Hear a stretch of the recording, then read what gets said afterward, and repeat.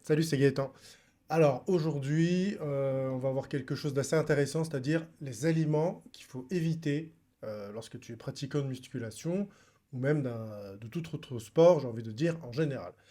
Alors, on va commencer par quoi? On va commencer, la première chose qui est très importante, c'est d'éviter tout ce qui est faiblement concentré en micro et en macronutriments. Qu'est-ce que ça veut dire?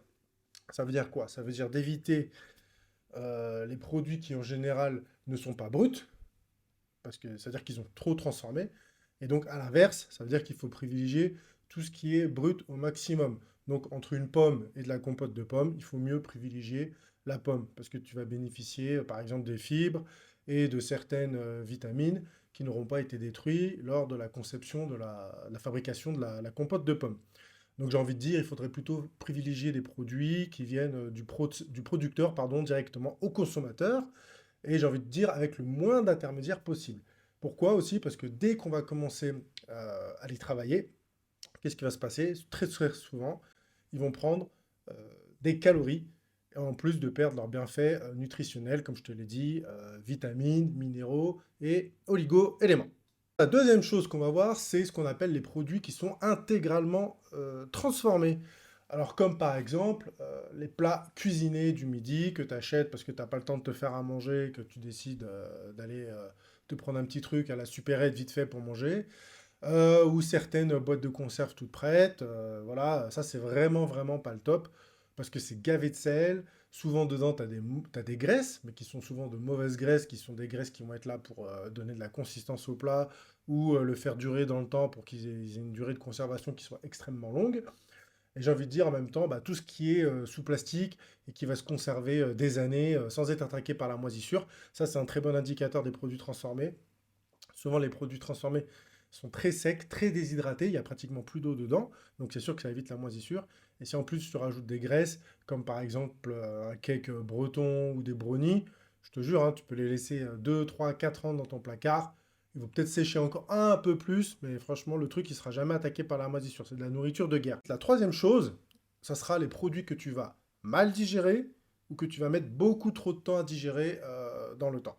Ça pourrait être des produits laitiers à cause du lactose, parce que par exemple tu fais une petite intolérance, tu as du mal à digérer le lactose, ça peut être une chose, ou ça peut être encore certains fruits ou légumes qui sont trop riches en fibres et qui vont te créer de l'inconfort intestinal. Parce que oui, les fibres, c'est très bon pour toi, surtout pour ton microbiote, mais si tu en manges trop et qu'en plus tu les digères mal, eh ben, ça va risquer de nuire à ta récupération. Donc ça, c'est vraiment important. Ce qui m'amène au quatrième point, évidemment, qui est ce qui nuit à ta récupération. Donc là, par exemple, des choses toutes bêtes, bah, tu as entre 18 et 25 ans, ou même plus, j'en sais rien, hein. Enfin, tu as l'âge légal pour boire, hein, 18 ans, eh ben, tout simplement, l'alcool. L'alcool, si tu en bois trop ou trop régulièrement, ça, c'est clair que ça va nuire à tes performances sportives et à tes performances de récupération. Donc au sport, tu seras pas bon, tu feras des perfs pourris, et en récupération, tu n'auras pas une bonne récupération. Donc bah, c'est un cercle vicieux. À la suite, tes perfs elles sont encore plus pourries, et ainsi de suite. Donc en général, de toute façon, tu sais si tu as déjà pris une cuite, le matin quand tu vas te lever, en général, tu as une gueule de bois, laisse tomber, tu es trop fatigué, tu te rues sur un Doliprane, un Acalselzer ou ce genre de truc-là. Bref, le mieux c'est d'éviter de consommer trop d'alcool régulièrement ou une fois par semaine, mais en trop grosse quantité, de manière trop aiguë, j'ai envie de dire. Ensuite, autre chose qui va nuire à ta récupération, pardon, c'est l'excès de caféine. Et oui, bah, l'excès de café, c'est pas bon pour toi. Enfin, c'est pas ce qu'il y a dans le café en lui-même qui est forcément mauvais, c'est trop de caféine. Surtout si tu en bois beaucoup et que tu dépasses ta consommation, tu poursuis ta consommation, j'ai envie de dire, dans l'après-midi jusqu'à 15, 16, 17 heures. La caféine va rester très longtemps dans ton corps. Elle a une demi-vie de 6 heures. Donc, c'est-à-dire qu'elle est encore active 12 heures après. Et ça va nuire à ton sommeil, tout simplement. C'est sûr que ça va te donner un peu d'énergie, un petit coup de fouet et tout, mais attention au revers de la médaille. Et tu as ce qu'on appelle après le caféine crash, qui fait que toi tu montes, tu montes, tu montes. Par contre, la descente, elle sera pas progressive, elle va être brutale. Et là, bah, ça risque d'être mauvais pour toi en termes de récupération et tout ce qui s'ensuit, quoi. Tu vas moins bien réfléchir, tu seras moins alerte, moins focus, on va dire. Et en plus, ça c'est vraiment le point le plus important, si tu es un ami de la masse et que tu veux prendre du muscle, ou tout simplement de toute façon que tu veux simplement bien récupérer, comme ça va ruiner ton sommeil, ça va ruiner ta phase anabolique, parce que ça va être la nuit surtout que tu vas construire du muscle. C'est là quand tu es en repos. Donc si tu ne dors pas et qu'en plus bah, le peu de sommeil que tu as il est de mauvaise qualité, ton anabolisme il va être pourri. Donc oublie la prise de masse. D'accord? Et en plus tu risques de faire beaucoup trop de cortisol, qui est un élément très catabolique, surtout pour ta prise de muscle. Le cinquième point, c'est pas forcément un aliment, mais ça va être les médicaments. Alors, quels médicaments? Pas n'importe lesquels, hein. Ça sera les médicaments que tu peux utiliser suite à de la bobologie, quoi. J'ai un petit mal de tête, j'ai un petit peu mal au ventre et tout, ce genre de choses-là. Je te conseille grandement de les éviter. Pourquoi? Parce que lorsque tu vas prendre des médicaments, ils vont être euh, intégrés, consommés, absorbés par ton foie, utilise le terme que tu veux, et il y a très forte chance, en fonction des doses que tu prends, pardon, qu'il dérègle ton microbiote et qu'en plus il fatigue ton foie. Ce qui veut dire que ton foie ne sera plus aussi efficace pour te détoxifier parce qu'il va être vraiment trop fatigué. En plus, un autre point qui est très important, en plus des effets secondaires indésirables, eh ben, tu risques d'avoir un fonctionnement hormonal qui ne sera pas optimal. Parce que quand tu prends un médicament, certes, il va agir sur une pathologie que tu auras, un mal de tête ou ce genre de choses-là, mais il y a toujours des petits effets secondaires. Et comme tu ne sais pas forcément comment tu réagis, parce que tu ne fais pas d'analyse pour savoir comment ça se passe à l'intérieur de ton corps au moment X où tu prends ce médicament, moi je te conseille d'avoir plutôt une bonne hygiène de vie et une bonne alimentation qui vont te permettre, comme moi je le fais, d'éviter d'être malade. Je suis très peu malade, heureusement, hein, je touche du bois, et bah, je le dois notamment au fait que j'ai une bonne activité physique, que je fasse régulièrement du sport et que je fasse attention à ce que je mange. Et maintenant, le sixième point, qui est un point un peu de facilité, surtout quand t'as pas le temps, enfin quand t'as pas envie de cuisiner, mais que vraiment t'as pas le choix, et qui doit être quelque chose qui reste vraiment un plaisir, mais vraiment très occasionnel, ce sont ces fameuses barres protéinées. Entre nous, franchement, ces barres-là, ça vaut rien du tout, parce que très souvent, pour leur donner la texture, elles sont très chargées en graisse, histoire qu'elles conservent une forme solide à température ambiante. C'est pas forcément des bonnes graisses, c'est très rare de trouver des barres céréalières, enfin des barres protéinées, là, de très bonne qualité. Les protéines qui sont dedans, c'est pas forcément la meilleure qualité. Des fois, c'est souvent du concentré de whey.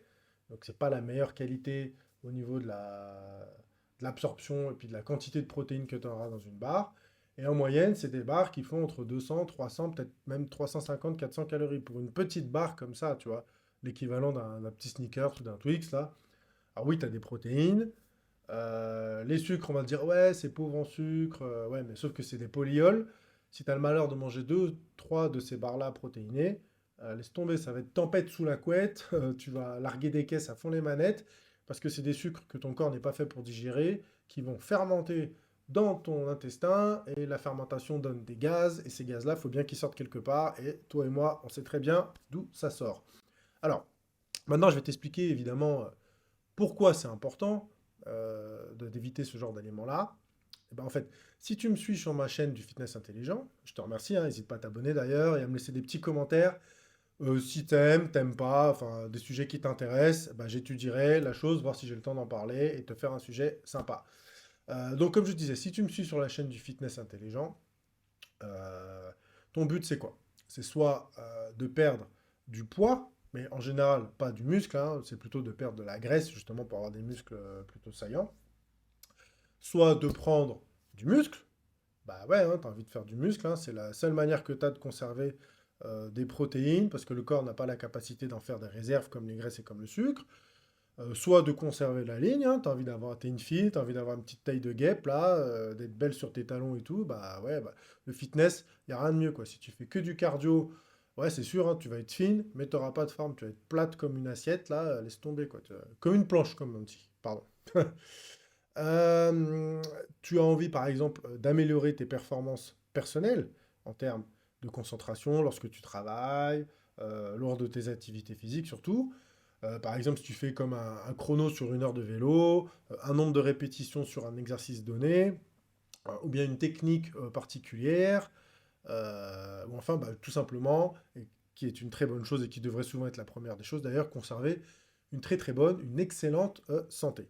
Donc, pourquoi c'est important? Eh ben, je vais te le dire. La réponse, elle est très simple.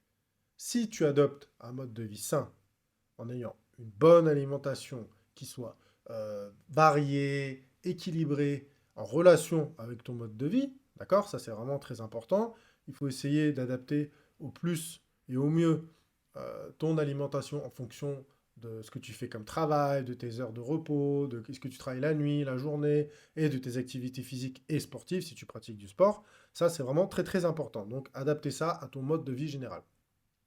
Et si tu ne fais pas d'exercice physique, ok, essaye quand même d'avoir une activité physique. Ça peut être de la marche, te balader, faire un petit tour de vélo, tu vois, pas quelque chose qui soit très fatigant au niveau respiratoire, qui ne te demande pas trop d'efforts, mais qui te permette quand même de te déplacer. N'oublie pas que l'être humain, l'homme, avec un grand H, est un bipède et on est fait pour se déplacer. On n'est pas fait pour se déplacer tout le temps forcément que en vélo électrique ou en voiture ou en métro, ce que tu veux. Donc, si tu ne fais pas d'exercice physique, tu ne seras jamais à 100% de ton potentiel. Et aussi bien physique que mental. Parce que l'exercice physique va te permettre d'avoir une meilleure oxygénation générale de ton corps. Et qu'est-ce qu'il y a dans ton corps? Il y a aussi ton cerveau qui fait travailler tes petites neurones.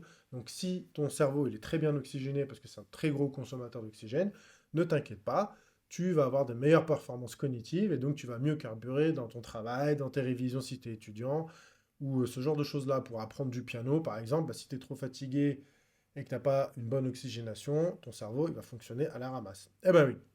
Alors si tu ne manges pas ce qu'il faut, que tu ne les manges pas dans les bonnes quantités, tout simplement ton corps ne sera pas opérationnel. Et donc tu n'auras pas d'énergie pour envoyer du lourd. Ça, c'est pas possible en fait.